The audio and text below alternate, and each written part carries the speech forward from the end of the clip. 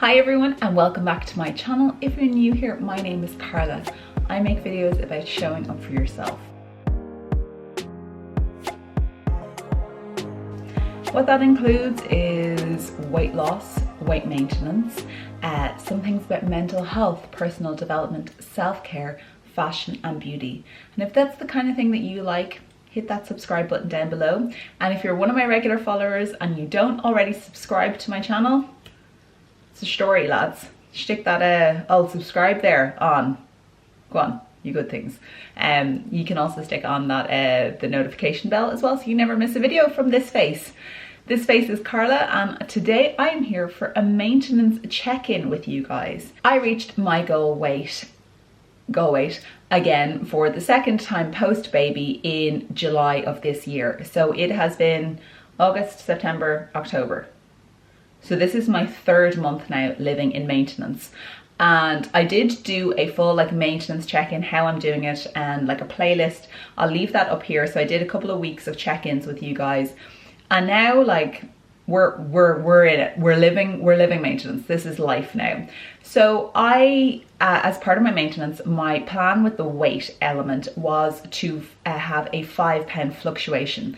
So 2.5 pounds up, 2.5 pounds down, based on my goal weight of 146.6.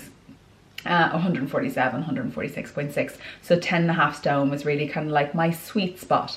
In that, I am a size 8 to 10 UK, a US size 4 to 6, and that's really comfortable for me. It's also just over the halfway point on the BMI category for normal for me, for my height, and I'm just over 5'8" because I get asked that question so much. So I'm rather tall. I'm not extremely tall or very tall, but I'm on the taller side of women. I think the average height in Ireland is 5'6", 5'5", so I'm a bit taller than that. So how have I been doing weight wise? So I am basically right smack in the middle of my my fluctuation zone. I think at the moment I'm 148, so I'm 1 pound up from my exact goal weight, and that is okay. That is right within my zone or my happy place of my weight. Not my happy place, because it actually doesn't make any difference to me, to be perfectly honest with you. So a couple of things that have changed in terms of that. I have stopped weighing myself. I now weigh myself maybe every 3 weeks or so, just kind of off the bat, I'm just I might weigh myself. And it's literally just I'll just check in, see how that's doing. I'm noticing everything still fits well. That's really the marker for me, because the scales doesn't really show you that much except a number. I want to make sure that I can still fit into all my clothes, that I'm feeling good in my skin, in my body, and I'm just living my best life, and I am. And the scales, I'm okay, I'll just go check what it is, just out of curiosity. And I think the last time I checked, it was just after I was in France for a week. And if any of you who are either vegetarian or vegan and have been to France, you guys will know, especially rural France, that it is incredibly difficult to eat in a more kind of lower cal range than in other countries like Ireland. And that is mainly because everything is either cooked in butter, cooked in cheese. Everything contains butter, especially where I was in Brittany. That is where my partner's family is from. So yeah, there was a lot of food I wouldn't regularly eat, and there was a lot of bread. So I basically ate bread for a week. So I put on 2.5 pounds when I came back. So I was at just over the top edge of my limit, and that's fine. I knew that was going to happen because of all the breads. I knew it was mostly bloat. I was still walking, I was still running when I was there, so I knew that that's all it was, and everything still fit, and I still felt really good. So that has now come off, when that was within 2 weeks, a week and a half, it's come off now again. So I'm just back in my happy, in my range. Another thing that's changed since I last checked in with you guys is that I'm no longer counting calories at all. I have completely stopped counting calories. I kind of stopped counting near the end of my maintenance journey and my maintenance check-ins that I was doing with you guys. And honestly now I'm just I know when I'm eating too much, and I know when I'm not, and I know kind of I'm very in tune with my body. I have counted calories, guys, for the majority of my life, to be perfectly honest with you. So like for me, I kind of have a general good idea of how many calories I'm putting into my stomach. I would not recommend this if you are doing body slims or you are doing any kind of like calorie deficit diet. For me, it was imperative that I stuck to my calorie limit. And again, I don't discuss my calorie limit for so many reasons, but I would not recommend like winging it. But when you're in maintenance, it's a lot easier. You're in your life mode. Like I consider weight loss to be weight loss is a mode. You're in a certain period of time where you are doing actions to get you to weight loss. When you achieve that weight loss, you no longer need to lose weight and you just live your life. Obviously, I have to be cautious and conscious of what I'm eating, but generally, day to day, I'm not counting calories. My other thing that's kind of changed is the 5-2 plan of the way that I was eating. So I was doing 5-2, so 5 days a week I was eating a slightly higher level of calories than what Body Slims had given me, and then 2 days a week I was kind of having a little bit more. That's kind of changed to more of like generally like a higher calorie rate per day, and that's because of my running, and I was finding myself a lot hungrier and genuinely hungry. I'm still intermittent fasting, so that's still a constant for me, but I was finding that I was a lot hungrier because of the running, also hungrier because of lack of sleep. So it was better for me to kind of, even though I wasn't counting calories, I knew I was eating slightly more 7 days a week, 6-7 days a week, 5-6-7 days a week, it depends, less, and rather than being more rigid on 5 days and kind of really going like, you know, whatever I wanted on 2 days. I think at the moment I'm probably, because I'm not running, I'm going to get back to the 5-2 and just kind of see how I feel in myself. I've been having a little bit of like, you know, like psychologically, I haven't been feeling great the last couple of weeks. Nothing to do with my weight. I think there's just a lot going on, to be perfectly honest with you. I now run my own business. I am my own boss.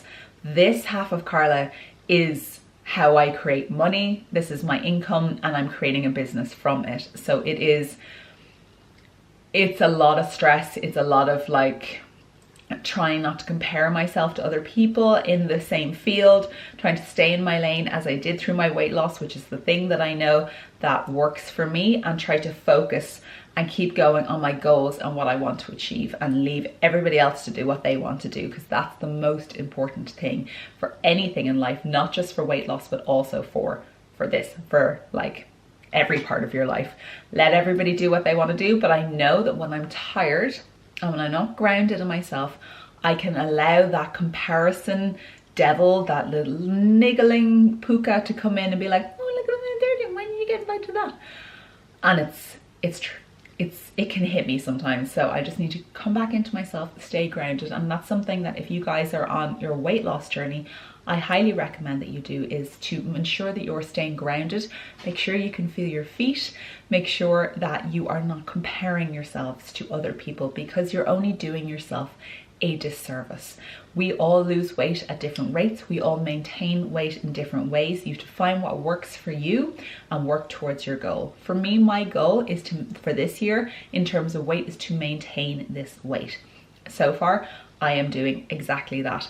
I have 2.5 months left of this year, not even, like 2 months left of this year, and let's see how I get on. So I wanted,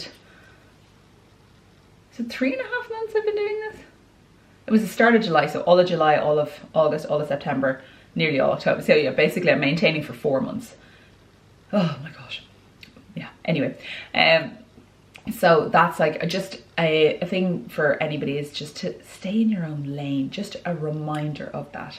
On my maintenance journey, while I'm not weighing myself or I'm not counting calories, I do still have to be very conscious of my behaviors and my actions, in case any of my previous history of actions come in to play, or in my behaviors.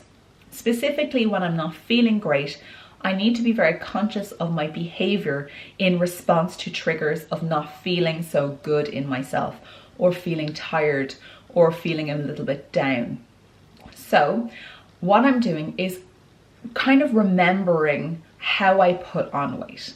So I put on weight by doing not the spectacular, it wasn't a binge, or it wasn't a, you know, like one meal that set you over the edge. It was the daily habits. It was doing things on a daily basis.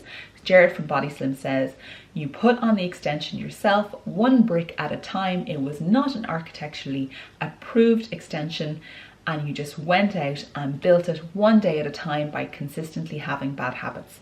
And those bad habits were behaviors that were in a reaction to a feeling and how I was feeling about myself. For me previously, it was when I was escaping my body and the inner child would come in and would start to just eat in order to comfort. So I'm aware that that is a previous behavior that I have.